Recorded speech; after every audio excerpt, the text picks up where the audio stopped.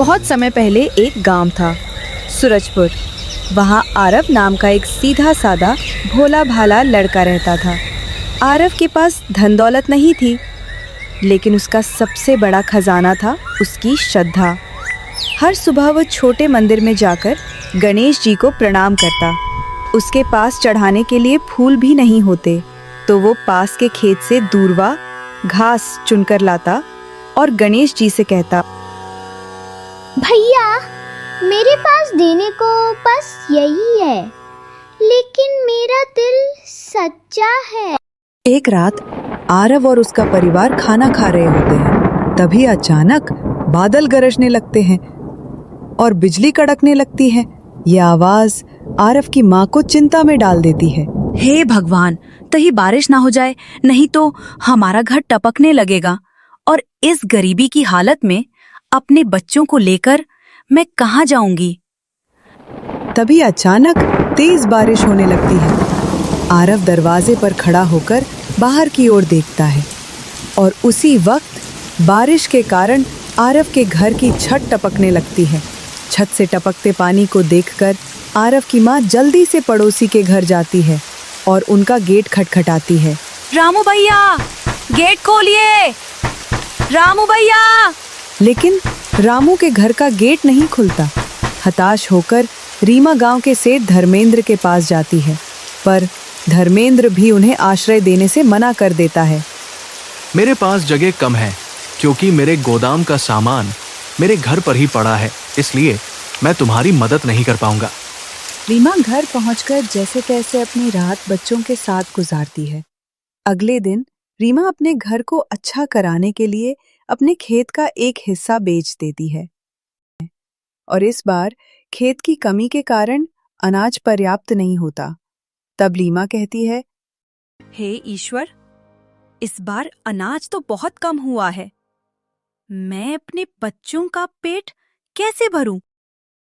तब आरव अपनी माँ को परेशान देख पूछता है, माँ क्या हुआ, आप इतनी परेशान क्यों हो? तब माँ सारी बात आरव को बताती है। माँ तू चिंता मत कर, गणेश भैया जो मेरे दोस्त है वो सब सही कर देंगे। अगले दिन आरव मंदिर जाता है और हाथ जोड़कर गणेश भगवान से कहता है, गणेश भैया इस बार खेत में अनाज बहुत कम हुआ है, माँ बहुत परेशान है, हमारी मदद कर दो। इतना कहकर आरव घर लौट रहा होता है। तभी रास्ते में सत्येंद्र नाम का व्यापारी मिलता है। वो घमंडी और लालची स्वभाव का व्यक्ति था। सत्येंद्र तिरछी नजर से देखता है और आरव से कहता है, अरे आरव, ये मूर्ति से बातें करना छोड़, भगवान तेरे दोस्त नहीं बनेंगे।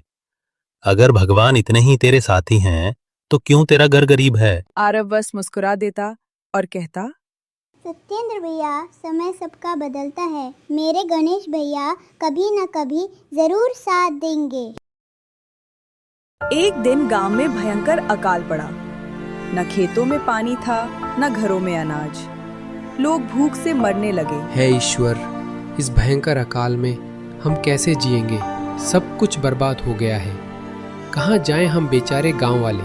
तू ही हमारी रक्षा कर प्रभु, तू ही हमारी रक्षा कर। आरव की माँ बीमार पड़ गई और गांव वाले सब निराश हो गए। सत्येंद्र ने मौका देखकर घोषणा की, सुनो गांव वालों, ध्यान से सुनो। जो भी अपना खेत और घर मेरे नाम करेगा उसी को खाने को मिलेगा, वरना तुम सबको भूख से मरना पड़ेगा। गांव वाले मजबूरी में उसके आगे झुकने लगे, लेकिन आरव ने इनकार कर दिया। वो रात को मंदिर गया और रोते रोते बोला, गणेश भैया अब तो कुछ कीजिए।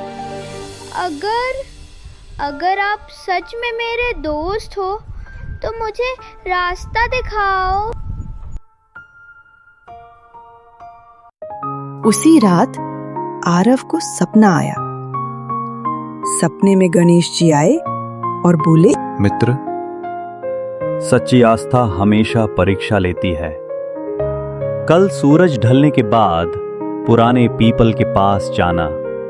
वहां तुम्हें वो मिलेगा जिससे गांव की तकदीर बदलेगी।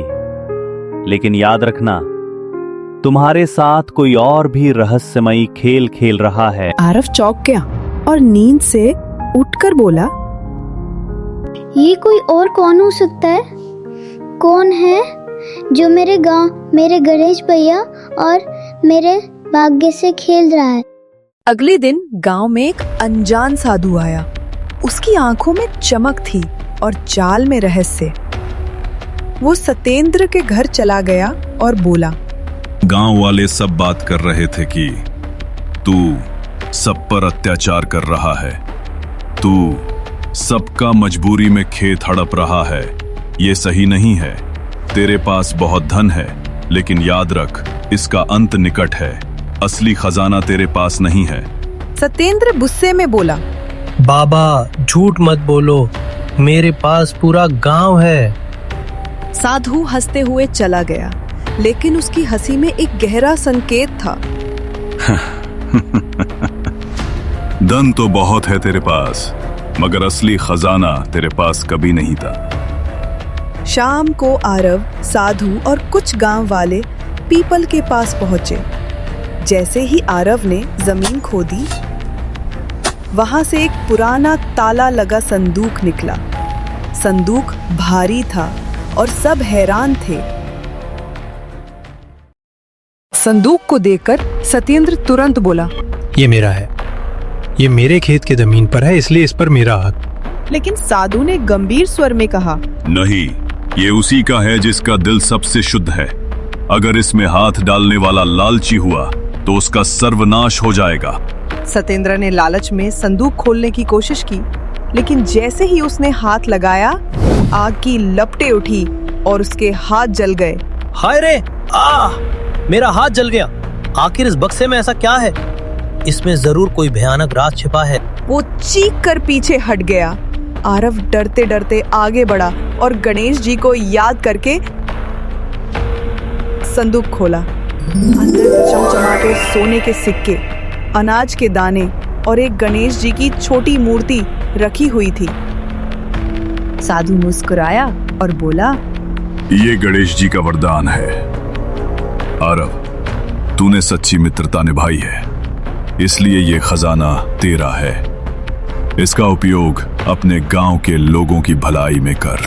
आरव ने उन सिक्कों से दवाइयाँ और बीज खरीदे। गांव फिर से हरा भरा हो गया। सत्येंद्र अकेला और निर्धन हो गया और उसे अपनी गलती का एहसास हुआ। कुछ समय बाद साधु अचानक गायब हो गया। लोग कहते हैं कि वो साधु कोई और नहीं बल्कि गणेश जी का रूप था, जो अपने सच्चे मित्र की परीक्षा लेने आए थे। आरव रोज गणेश जी की मूर्ति को देखता और कहता, भैया आपने दोस्ती निभाई, मैं भी हमेशा आपकी मित्रता निभाऊंगा।